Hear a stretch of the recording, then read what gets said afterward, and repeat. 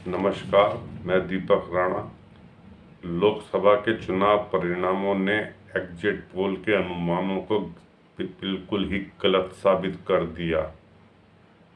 परिणाम बेहद अप्रत्याशित रहे हैं, लेकिन डेमोक्रेसी भी यही है। जनता के मन में क्या है, यह जानना बहुत कठिन होता है। पिछले 10 साल से जो मोदी जी बेहद स्पीड से काम कर रहे थे, लेकिन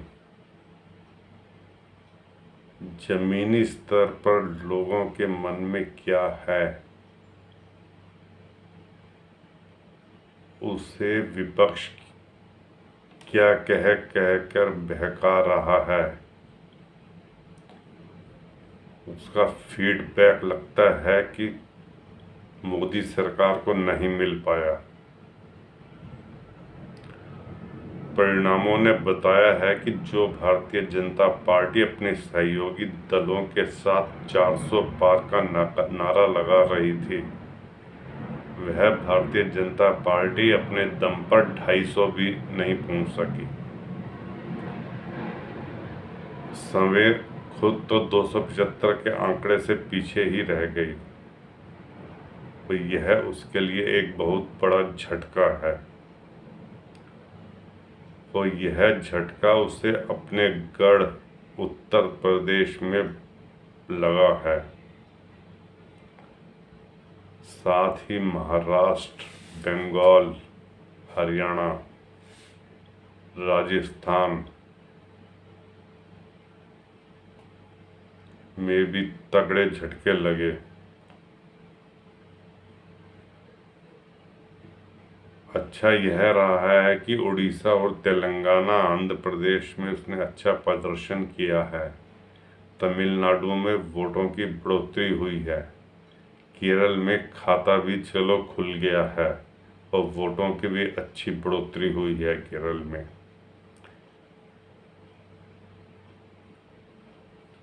लेकिन यदि उड़ीसा, तेलंगाना और आंध्र प्रदेश में जितनी सीटें इनको मिली है, यहाँ यदि इनका प्रदर्शन अच्छा नहीं होता तो कितनी सीटें रह जाती, आप सभी सोच सकते हैं।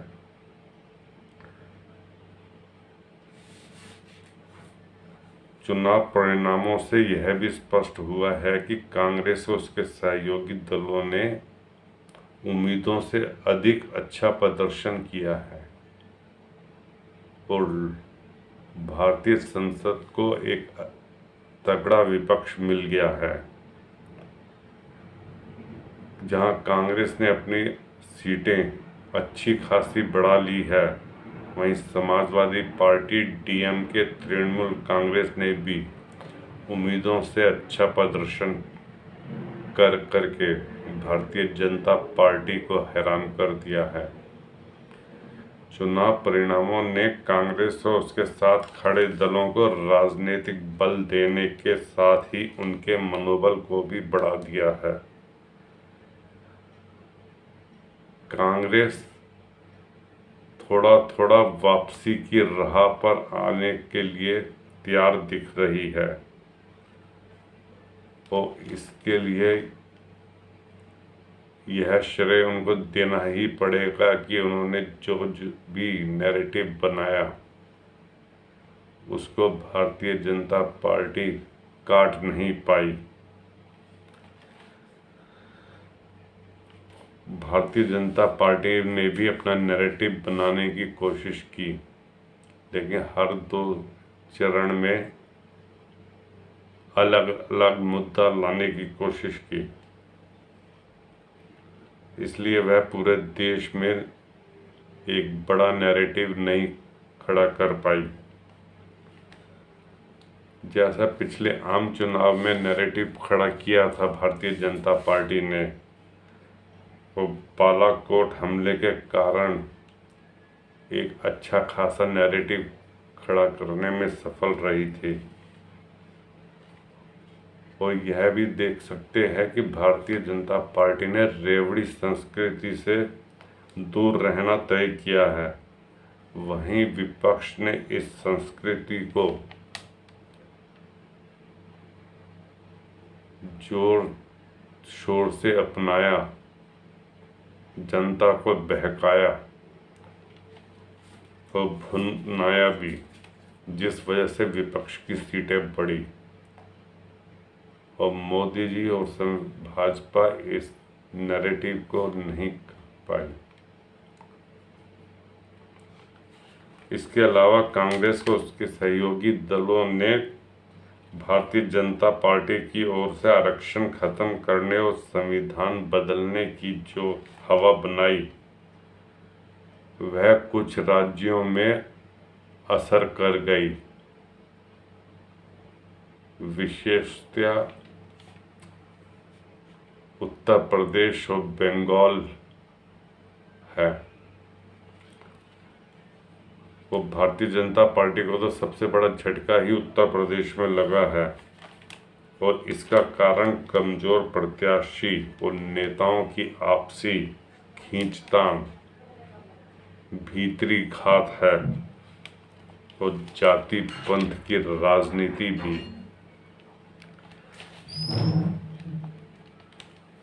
केंद्रीय मुद्दों के अभाव में स्थानीय मुद्दे भी कहीं अधिक असरकारी हो गए,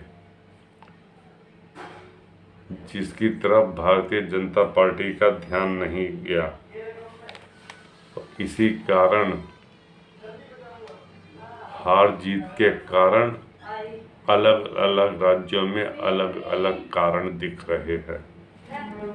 विपक्षी दल तो जनता को लोक लुभावन मुद्दों से लुभाने में सफल रही है, बहकाने में सफल रही है, लेकिन भारतीय जनता पार्टी विकसित भारत और देश की अर्थव्यवस्था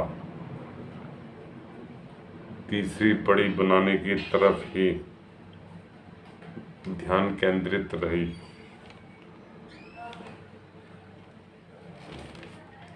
निर्धन गरीब तबकों की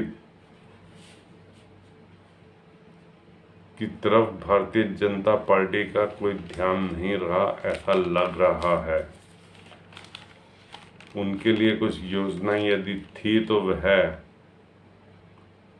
भारतीय जनता पार्टी की बात उन निर्धन तबकों तक नहीं पहुंचे। यदि पहुंची तो इस वादों में उस तबके को कुछ खास नजर नहीं आया। लेकिन संतोष की बात यह रही है कि उड़ीसा की बागडोर उसके हाथ में आ गई है और आंध्र में उसके सहयोगी चंद्रबाबू नायडू सरकार बनाने जा रहे हैं और अरुणाचल प्रदेश में भी तीसरी बार विधानसभा चुनावों में जीतकर भारतीय जनता पार्टी सरकार बना रही है। बावजूद लोकसभा में संख्या बल के लिहाज से तो भारतीय जनता पार्टी कमजोर हो गई है।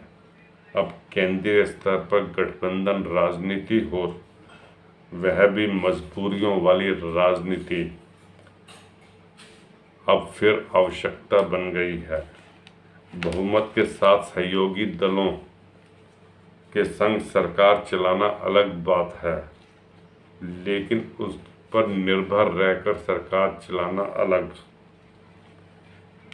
इस बार मोदी जी के सामने गठबंधन सरकार चलाने की मजबूरी है। इसके चलते निर्णायक प्रधानमंत्री की छवि पर उनका असर पड़ सकता है तो इसका प्रभाव शासन के संचालन में भी दिखेगा।